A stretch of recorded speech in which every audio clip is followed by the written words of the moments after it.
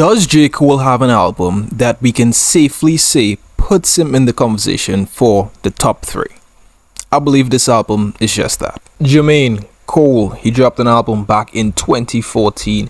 It went triple platinum, no features. I believe we all know what album I'm talking about, and that is Forrest Hills Drive. Now, you may disagree with the general consensus of this album or agree, but regardless, we're reviewing this album today. Honestly, I like Cole. I think he gets a bad rap from hip-hop heads and youngins who are just only looking for hits. But enough talk, let's discuss this album track by track. You're free to go, black is hot, the streets is cold, free to love, to each his own, free from... The intro track is cleverly titled Intro. It's very stripped back, heartfelt, and pouring off emotions over this very raw production. He sings, "Do you want to be happy?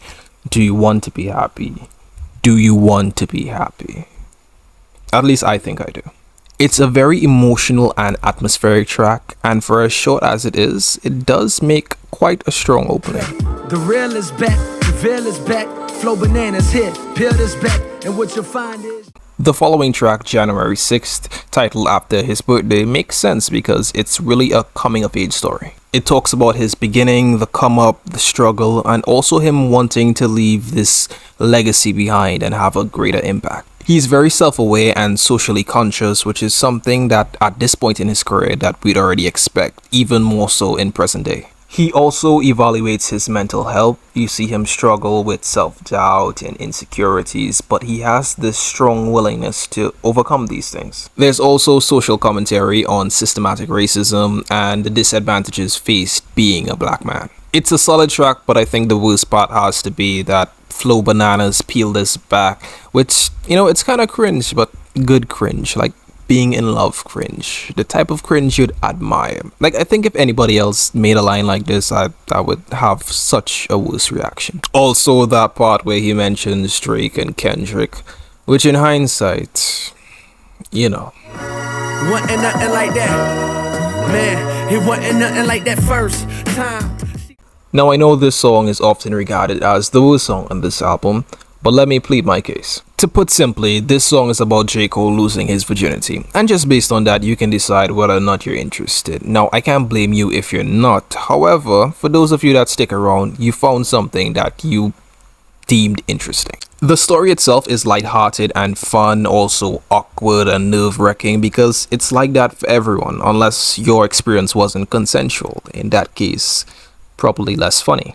The beat that he uses here is also a kind of nostalgic, kind of what that time felt like. It's a bit sensitive, a bit uncomfortable, but almost a universal feeling. And the story itself was great. A high school crush, relatable, also fronting like you had the most experience. Don't act like you never, fake confidence before. It also isn't overly vulgar. It's pretty much very family friendly. Now, in hindsight, it's easy to say that it's corny, lacks lyrical prowess, the story itself leaves more to be desired, it's a low-skill song.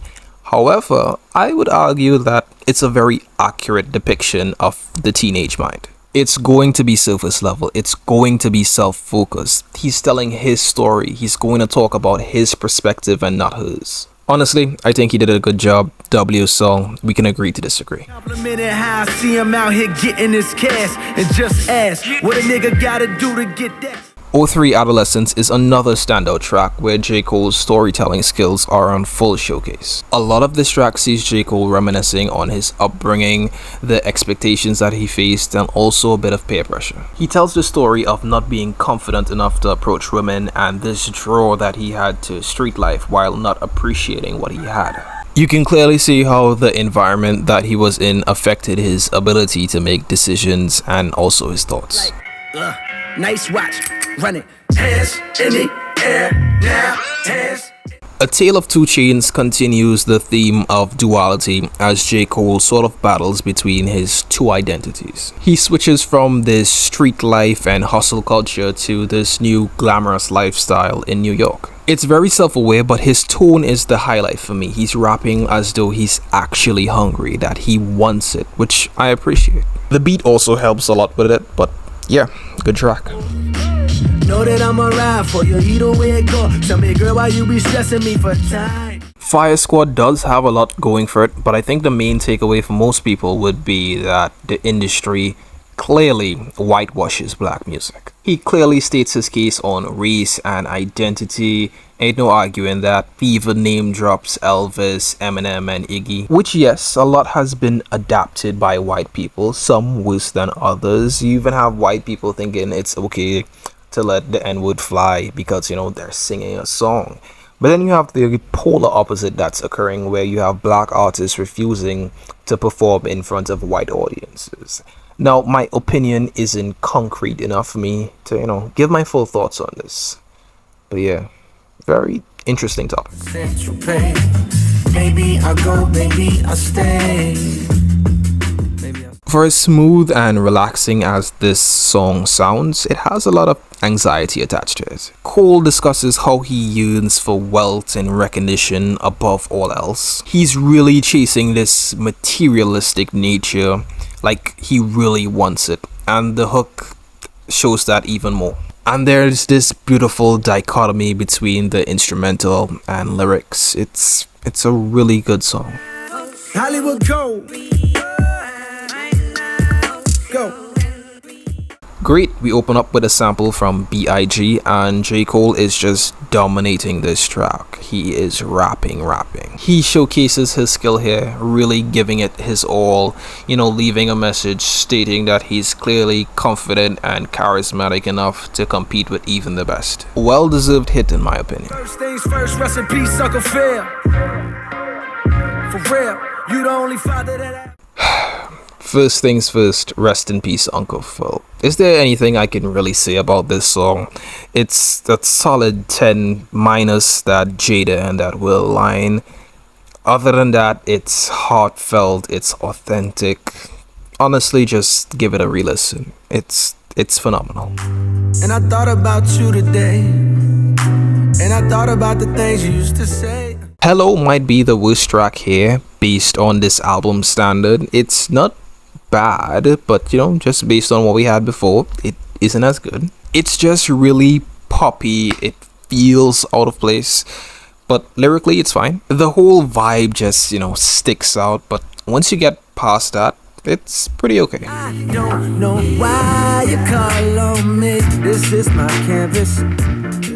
Apparently is another great track. It's incredibly deep and personal. He talks about neglecting his mom while he's out, you know, chasing bitches, and the struggle between sacrifices he has to make in his personal life and fame continues throughout the track. The sample of Ronnie Forrester really helps this message slide across, and the instrumental towards the end is just chef's kiss. The level of self-reflection and perseverance is really admirable.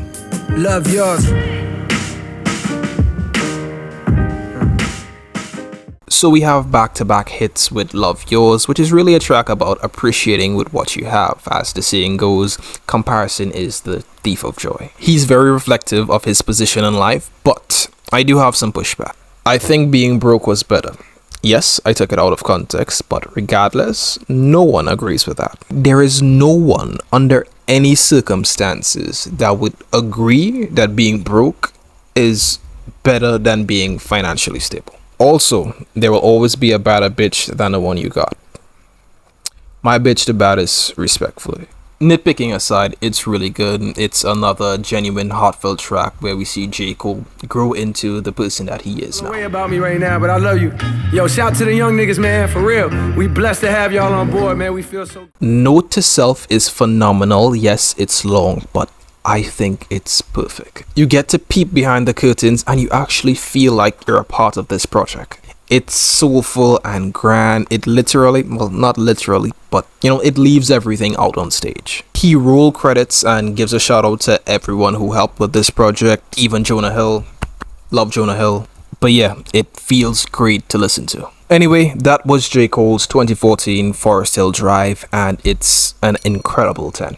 I love this album for all it's worth, shortcomings included. This album has a lot to offer. I think the storytelling is really the MVP.